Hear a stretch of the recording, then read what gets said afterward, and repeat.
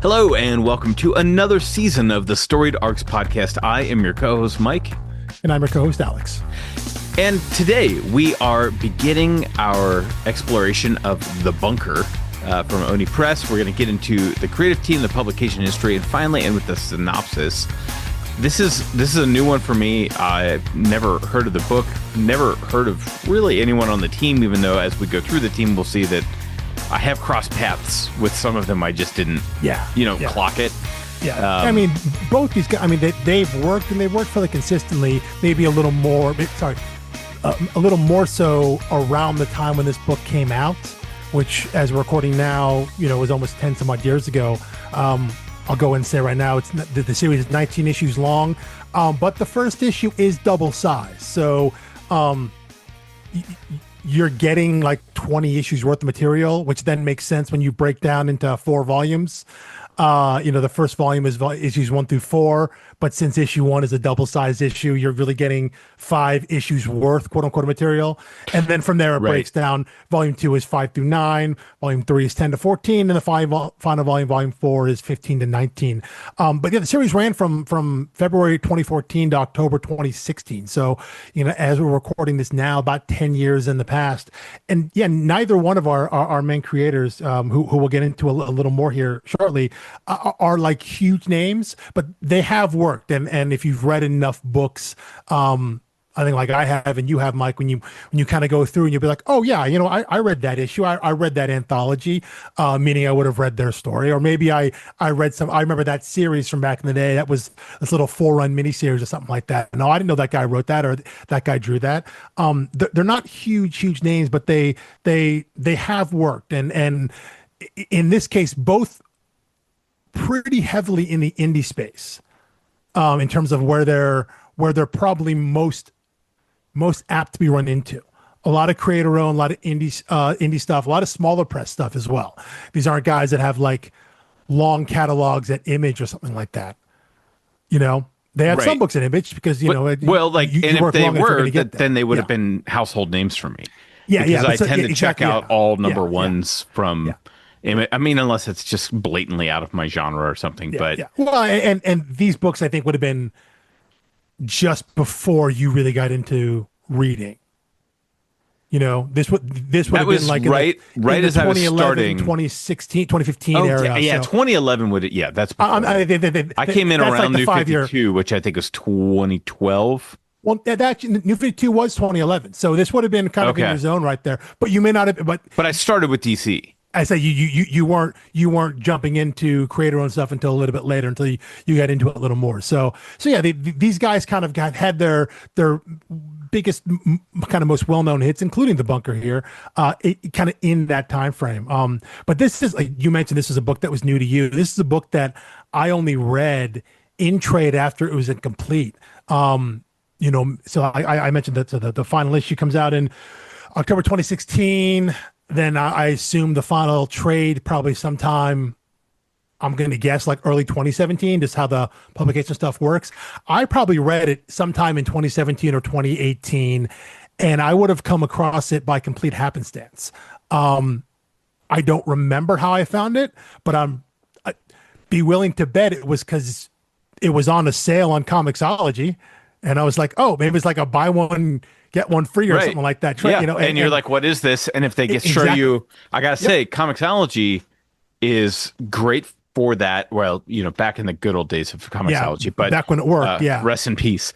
But that, they give you like a digital preview of like 10, 12 pages. You kind of see the art, the lettering, and, how word heavy it is. And I don't like always being that guy in a comic shop who picks up 10 different books off the rack and flips through them. To me, it just feels like, I don't want to, I know that I'm very sensitive with them, but I don't want to do any damage to something they're going to sell to someone else. Especially like on the wire racks, like even if you set something down on a wire rack too hard, you can mangle a corner or something. And comic books are quite frail, which I don't think I processed until I took my daughter into a comic shop with me, and she saw like pulling out the shelves. Yeah, she grabbed one like it was a board book or something, and I was like, well, I just bought that. So now I have like an Uncle Scrooge and the Infinity Gauntlet #3 or something. Yeah, well, well, actually, those She Uncle saw a Scrooge books character are, she knew, and Uncle Scrooge books are pretty good. They're Jason Aaron's writing this book. I think it's the Infinity Dime is what it is. yes, that's what it is. Yeah, Yeah, but those are fun books. But yeah, you're right. I'm sure it was that. Where it's like, I don't know what this book is. You get a little preview of it and you see what it's like, and you're like, read the synopsis. You're like, sure, why not? It's that sort of thing. And yeah, when Comixology was at its heyday, and they had all these sales, the number of books I can go through and be like, I have no idea either A, why I bought that, or B, that I even read that. Like the number of times I will go through oh and yeah, look at my collection. We both use League of Comic Geeks and go through and be like, or I will see something now and be like, that looks kind of interesting, and I'll look it up and be like, oh, apparently I own this digitally and I read it. And I do wish there was a way to easily check when you read, like when you mark something read in comic and in League Comic Geeks, and maybe there is if you pay at the higher level it marks, because I would love to know when I read some of these. But anytime a book falls into that zone of like, oh, I didn't know I had this, oh, I didn't know I read this, it's usually in that like 2016 2019 period when it was just like something's on, Black Friday sale at Comixology, and all of a sudden I've got 16 new trades, yeah. and just work your way through them. And this was one of those books that I read, and had pretty much completely forgotten about until, we just finished up our discussion on Letter 44, which was a book that, in its initial publication, was done by Oni Press. And so going back through that and kind of scrolling back through. Oh, that was so I didn't know the connective tissue. I thought it was just that it was an end of the world book.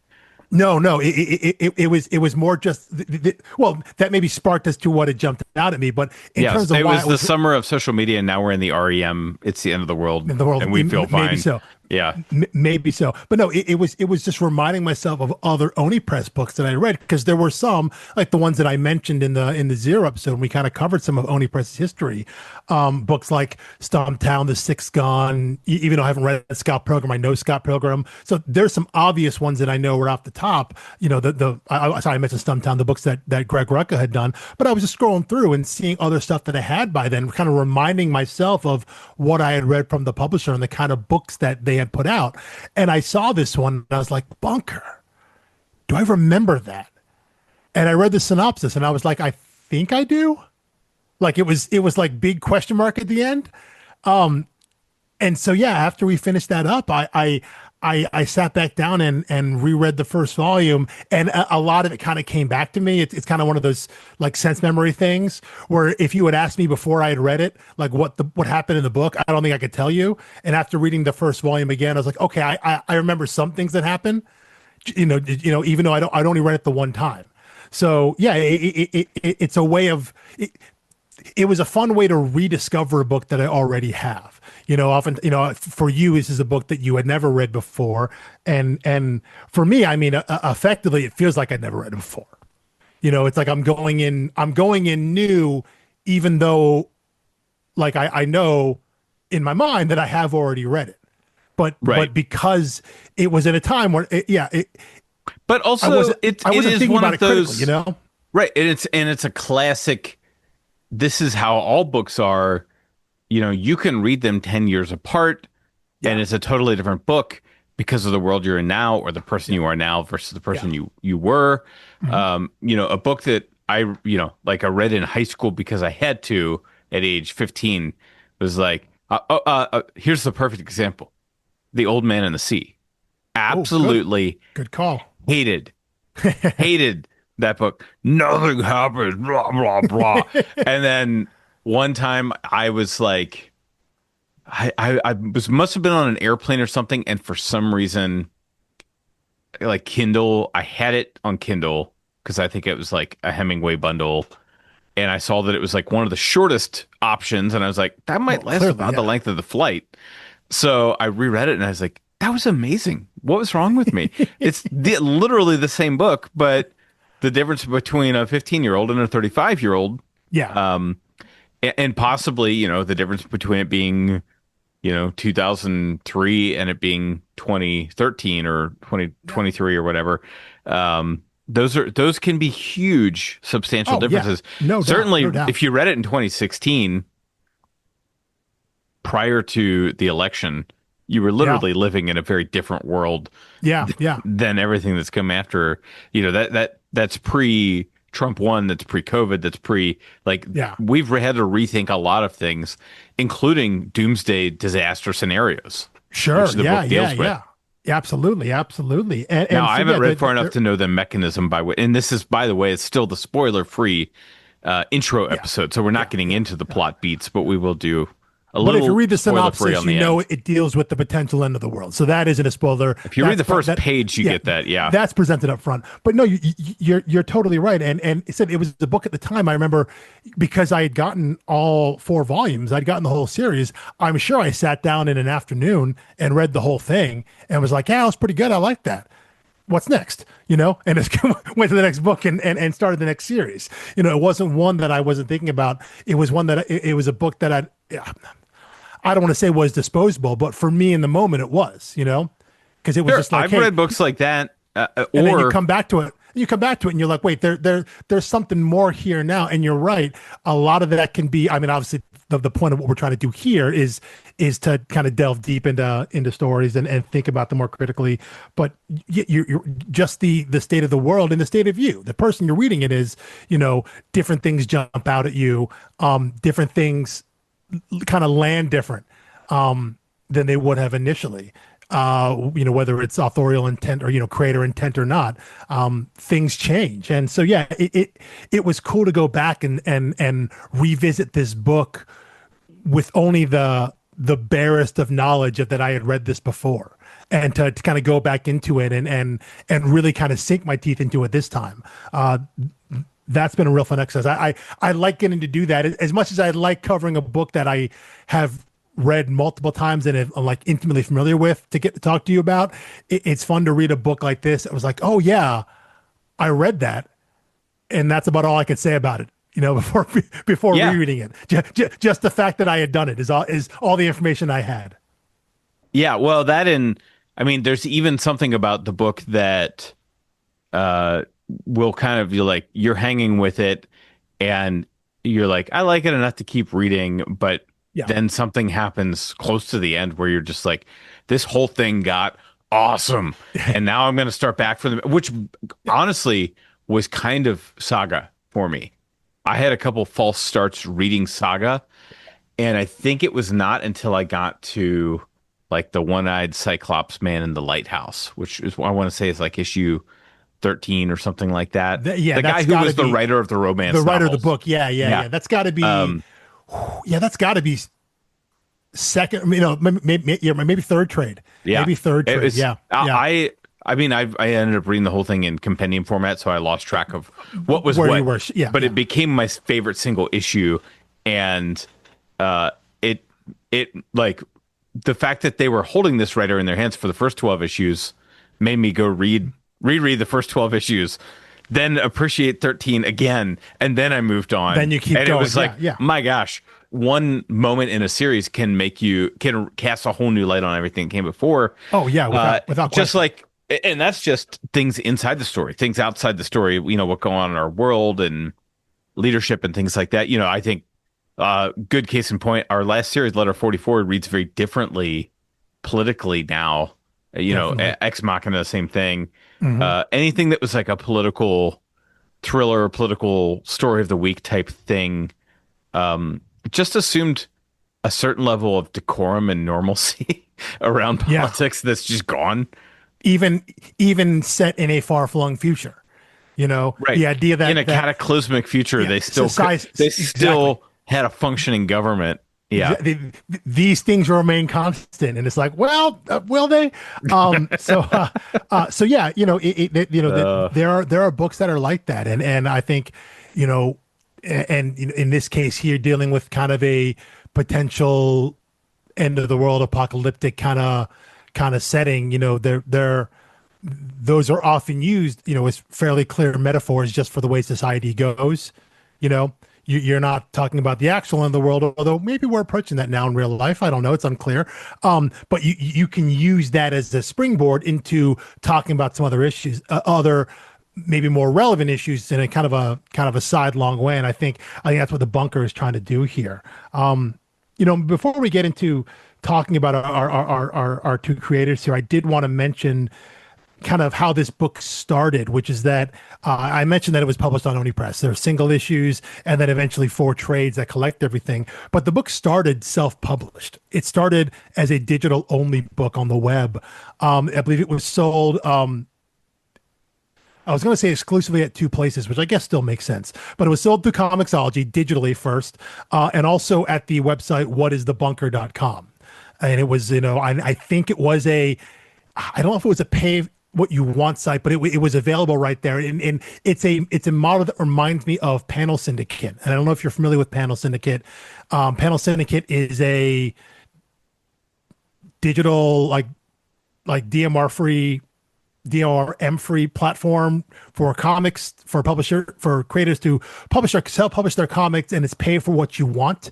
You can pay whatever you want per issue or per trade or anything like that. It's the brainchild of artist Marcos Martin, who is incredible and is awesome.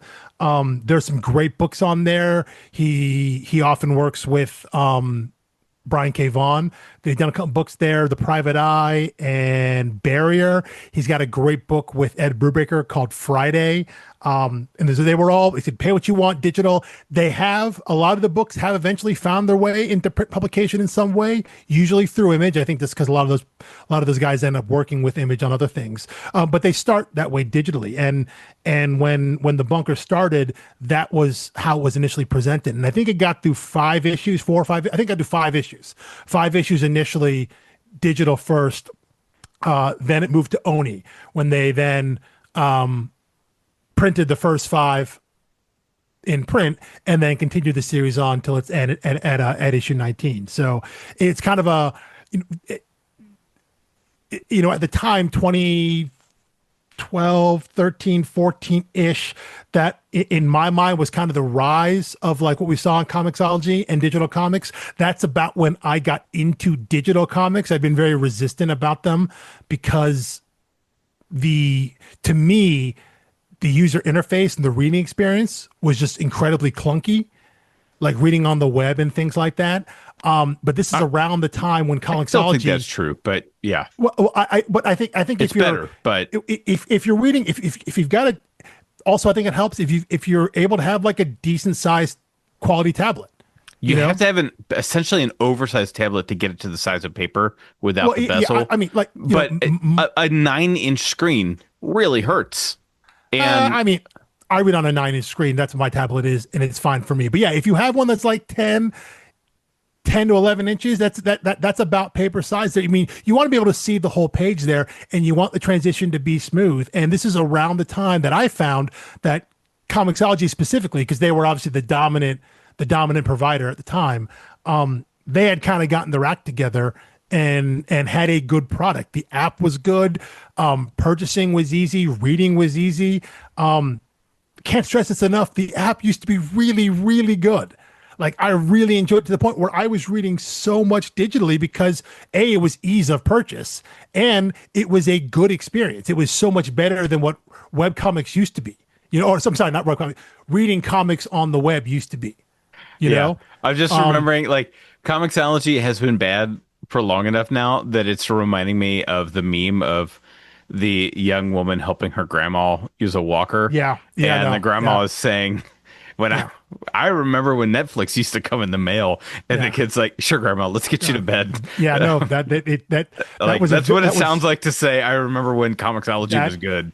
That felt very old man yelling at cloud, and because it was genuinely like right around the pandemic, like 2019, 2020.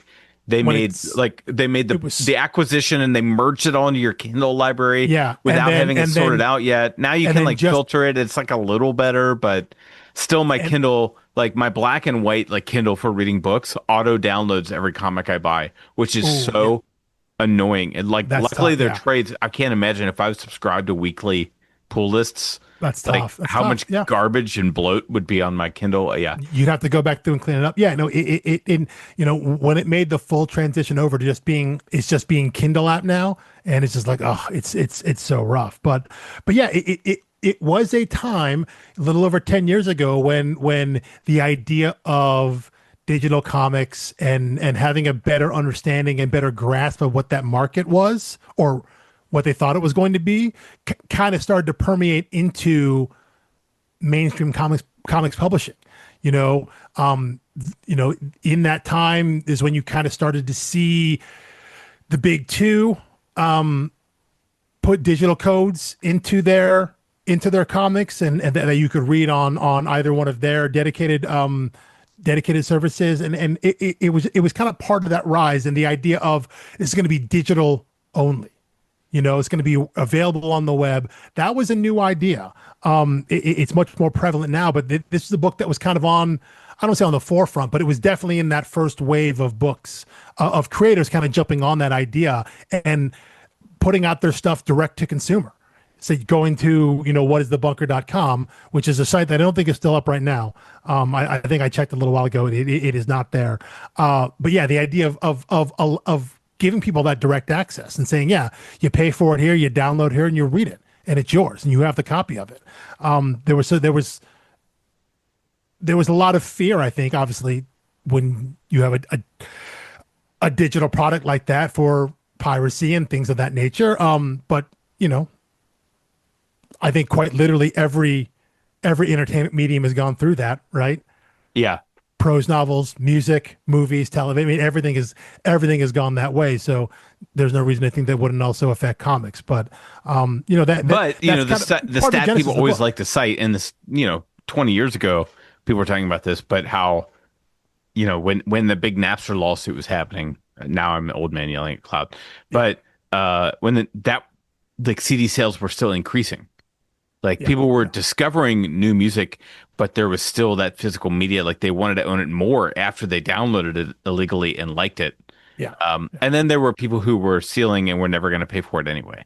And it was like that was the bulk of the downloads. That is also the commentary when it comes to comics is that there's plenty of data out there about like digital comics generally don't hurt the sales of print comics. Not saying that the print comic industry is always in danger. It always has been, always will be. But digital comic sales aren't the issue in terms of why print sales may be up or down, because generally the crossover isn't that much.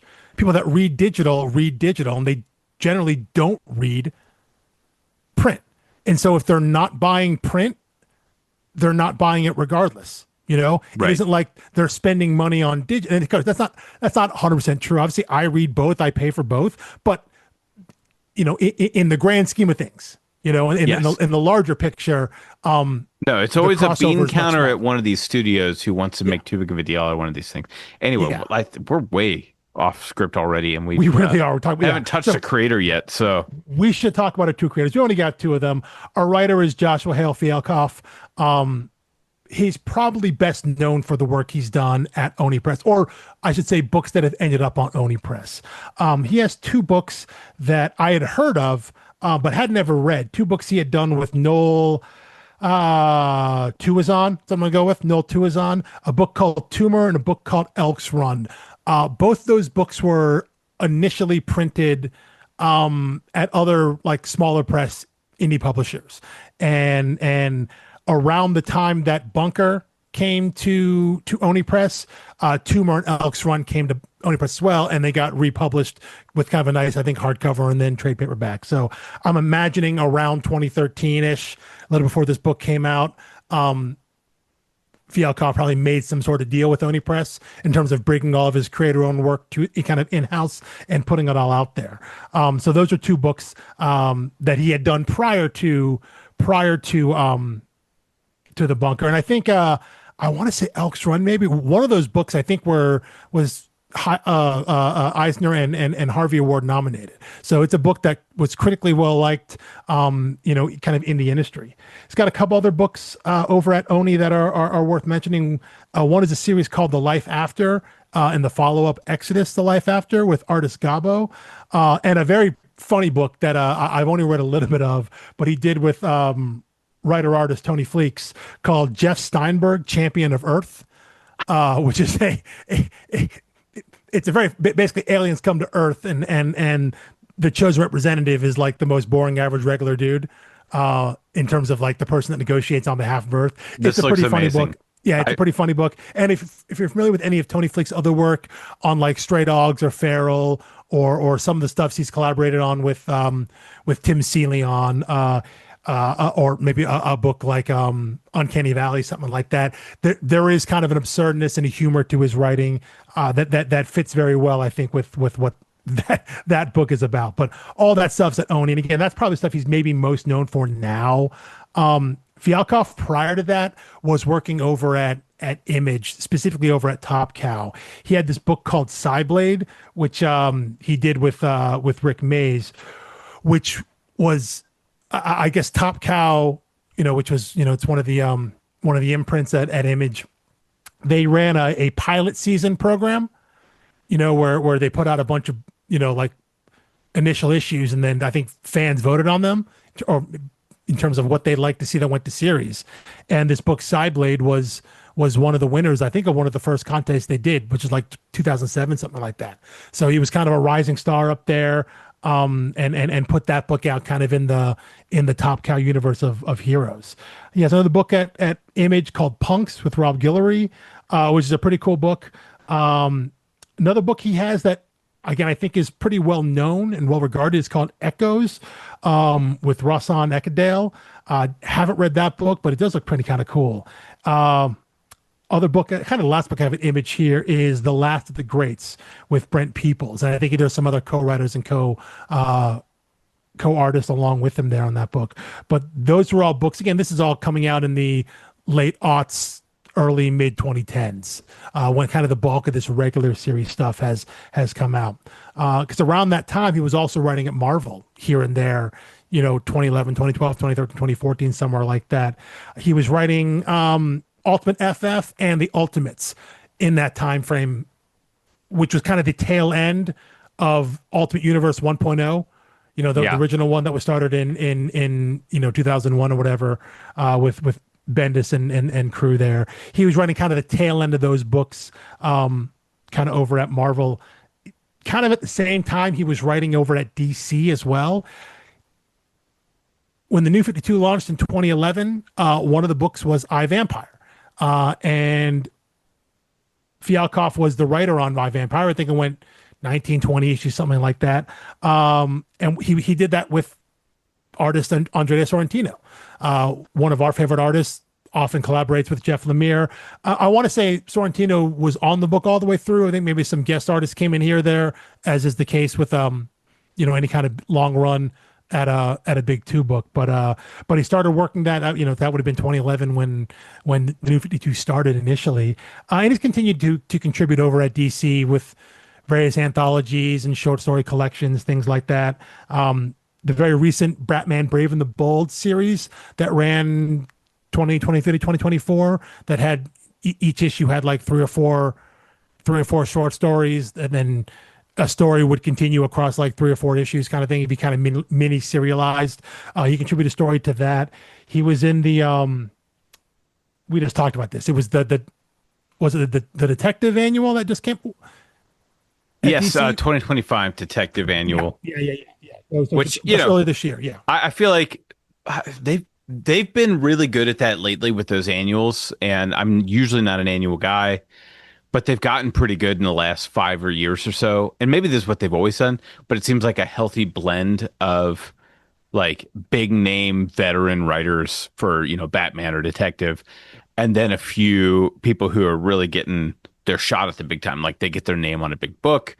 Obviously, he's been writing for a while, but that seems like a big bump up, to get a Batman story, even if it's 5 pages or whatever. And I think a lot of it too was just like the last, seemingly, when you look at his CV, the last like about 7, 8, maybe even like 9 years, that's been his major contribution to mainstream comics, has been a short story here in an anthology, a short story there, or something, a backup story here. He hasn't had as much kind of long run that he had. Like a really gruesome way to scratch out a living.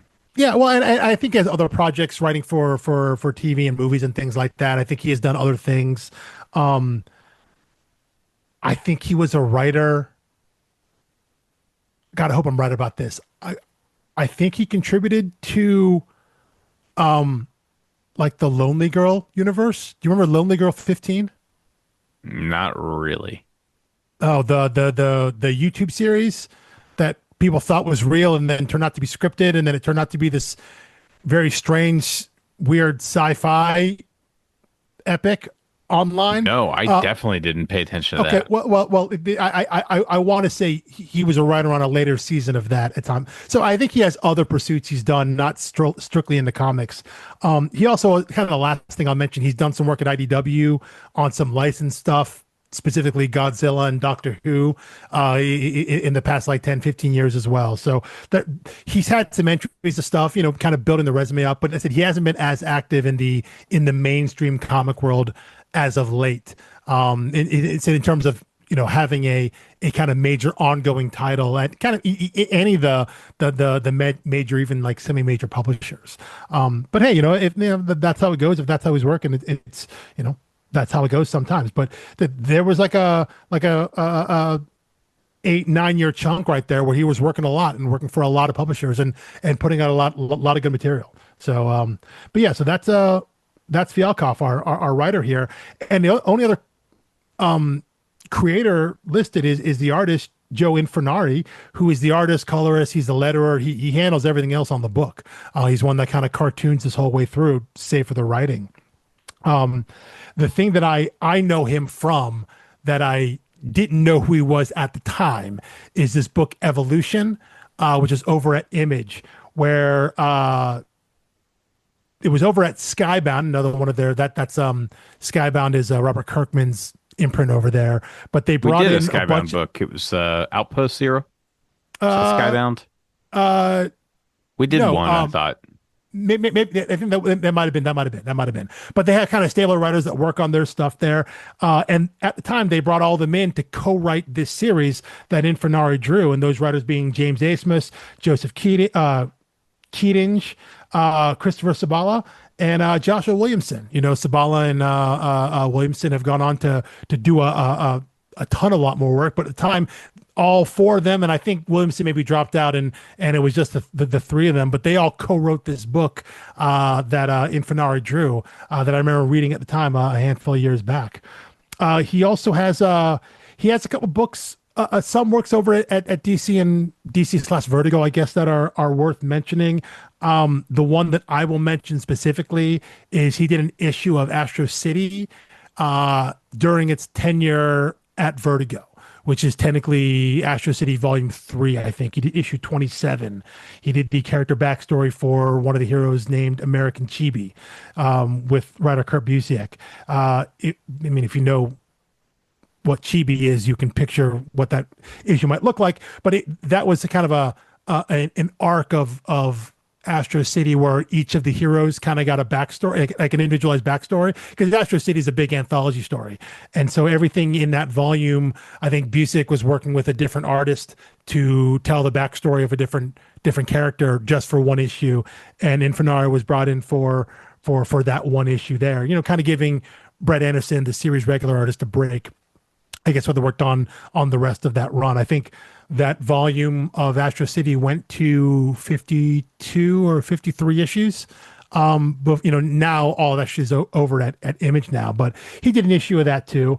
The last thing I'll mention for Infurnari, because this is a book I saw and didn't know he had even never heard of it before. This is over at First Second Books. He did an original graphic novel called Marathon with Boaz Yakin, the writer. And it tells the story, allegedly tells the actual story of the original Marathon, not the myth story of the soldier who runs from Marathon to Athens and yells victory and then dies. That's the basis for why the marathon is 26.2 miles. Right. If you're familiar about that. Apparently in the actual Greek history, that story is conflated with another story, which is this story, which is prior to that battle. There was someone that ran from Athens to Sparta to ask Sparta for help and then ran back. And that's 150 miles each way. Wow. Yeah. And so I think that is where I think that is where the ultra marathon length comes from. It comes from the original story there, but that is what this book is telling that story there. So it isn't the kind of apocryphal myth of what we think the marathon is that's kind of perpetrated through the Olympics and things like that. But yeah, it's about a guy that ran, and I guess reaching Sparta and getting their help here was critical to winning one of the wars at the time in ancient Greece. I want to say it was around like the number here was like 480 BC or something like that. But yeah, ran 130 miles, turned around and ran 130 miles back. So that's pretty hardcore. But yeah, that is what that book is about. I think that's I may have to go look that up because I think that'd be interesting. And First Second does some really cool stuff, kind of putting out OGNs of that nature, kind of off the beaten path stuff. So that's one I may check out because I'm a fan of Infurnari's art.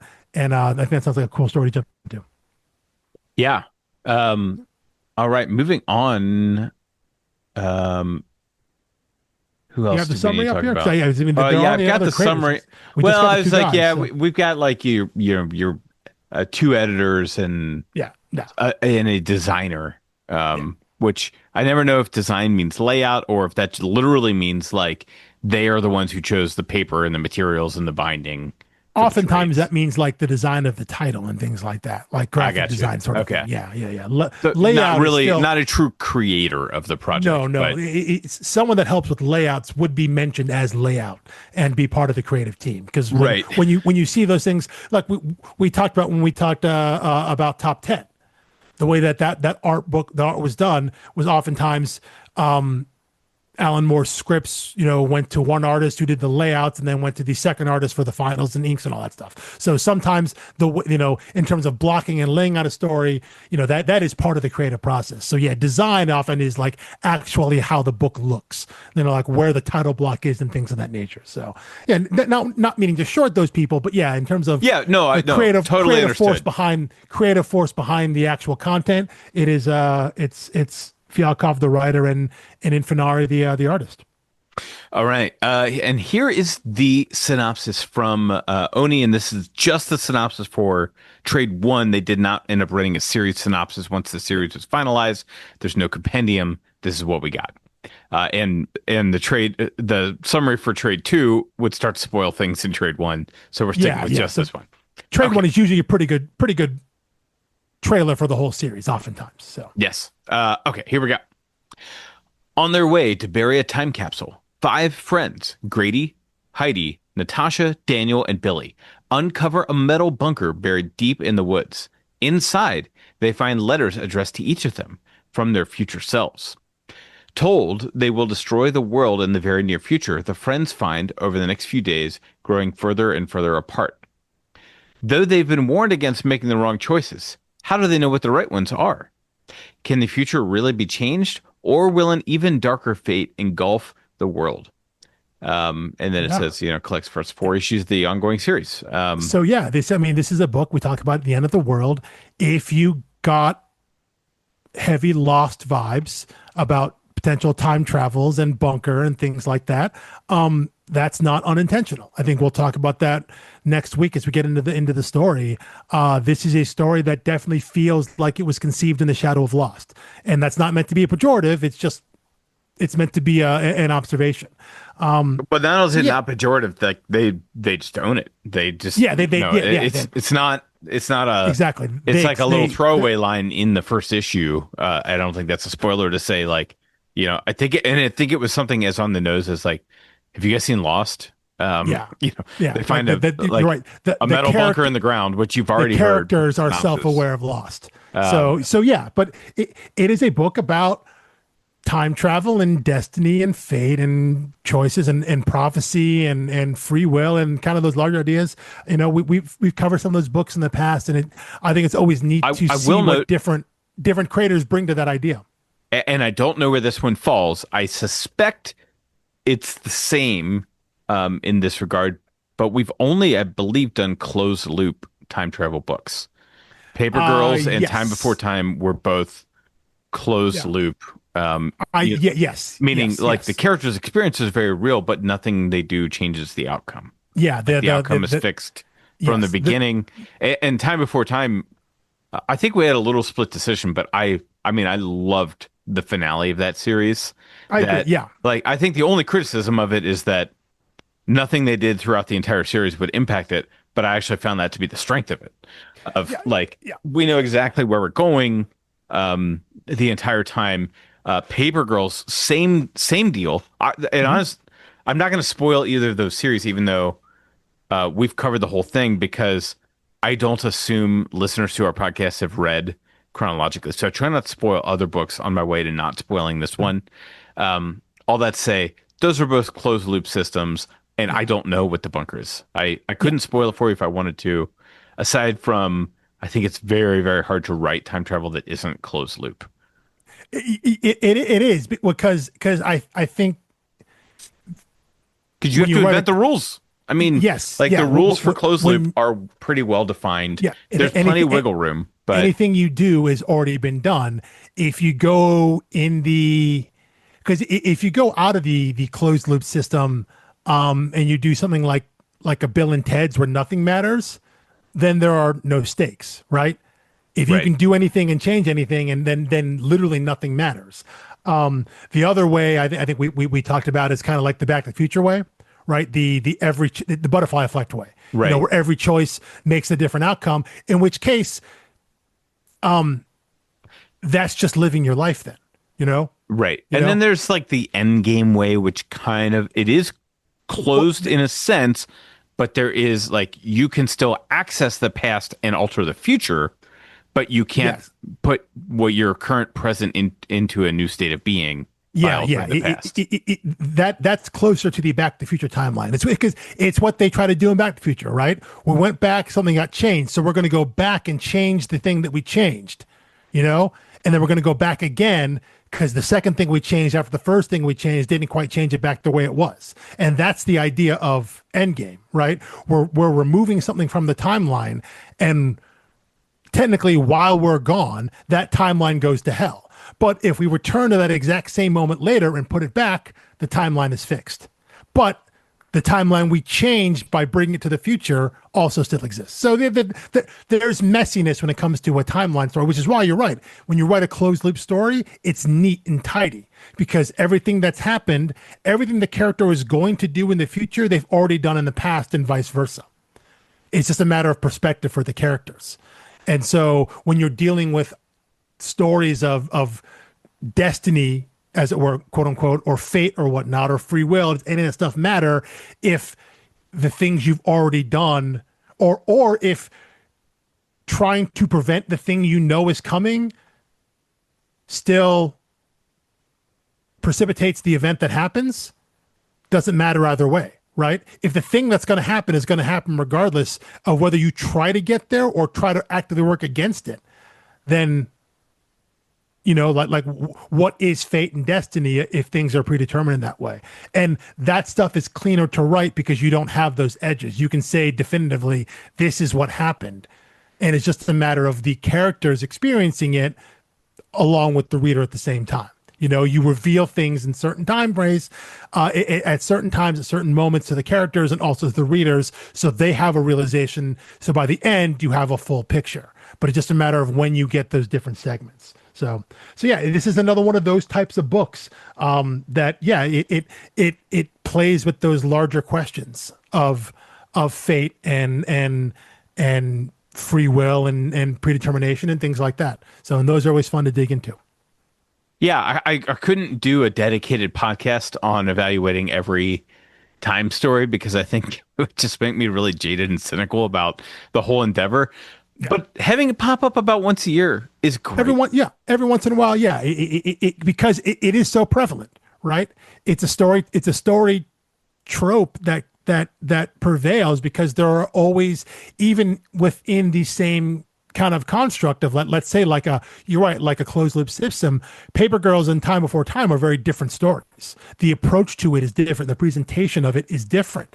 And I think what we see here in the bunker is just a different presentation of time travel again. And it's always fun to see, I enjoy to see different creators take a swing, their own swing at just kind of a time-worn, time-honored story trope. What's your take on this? Everyone's done this. Everyone's got a time travel story. What's your take on it? What do you bring to the table? What do you have to say about this? I always find that interesting because I think it's revealing about the creators and kind of how they see the world, and also maybe revealing of the world they're in that they was writing it. As we talked about, the reader brings their their lived experience of what they've gone through and also the world around them into when they read the book. And reading this book in 2014, 2015 is a lot different than reading it now in 2025, presumably because you've changed as a person, in terms of how you see the world. I'm sure it's the same for the creators.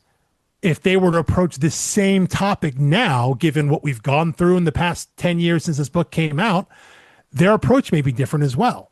Maybe their conclusion is different, because of where they were and where the world was when they wrote it. They had a certain viewpoint on how this mechanic might work and what it might mean. Fast forward 10 years, it's a different paradigm.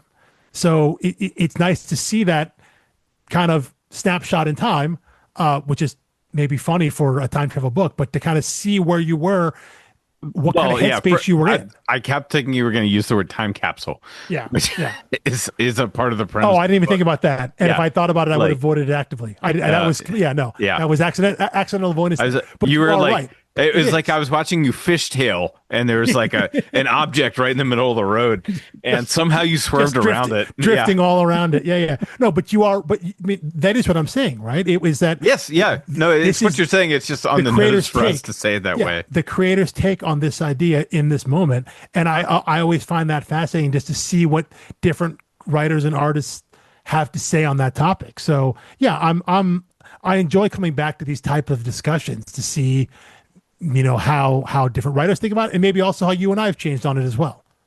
Yeah. Great. Well, I'm excited to dig in. That was not a pun on purpose.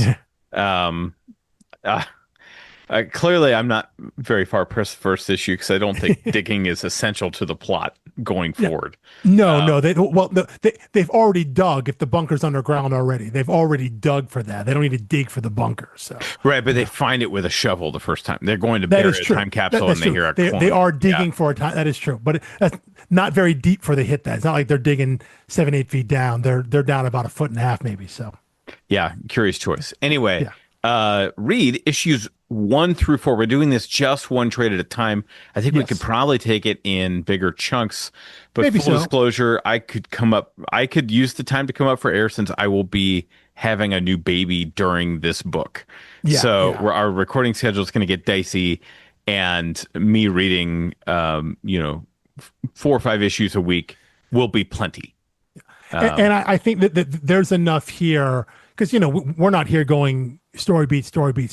So I think there's enough here in each of these kind of groups of issues to talk about some of the ideas that the characters themselves are wrestling with, and giving those ideas a little more time to kind of sit and marinate for us to discuss on. I think it'd be good. I think it'd be fun. So awesome. Well, we will see you next Thursday for volume 1, issues 1 through 4 of The Bunker. Find it, find it online, find it on your Oni Press. I'm sure if you give your comic shop enough notice, they can still order the trades. I believe they're still in print. It maybe. Don't know about that. Don't know about that. Yeah, that may be dicey. Best bet, maybe a used bookshop. I've definitely seen them in used bookshops. Yeah, I don't think they're still in print. You can always find. I wouldn't bet on them being in print. I wouldn't bet on them being in print. Fair enough. You can probably get them, just not through your comic shop, maybe through Amazon or something like that. They're definitely available digitally. Check your library. And I was feeling lazy, so I got them digitally. Yeah, which is it is available. It is available out there somewhere. So, all right. Well, we'll see you next week. Peace.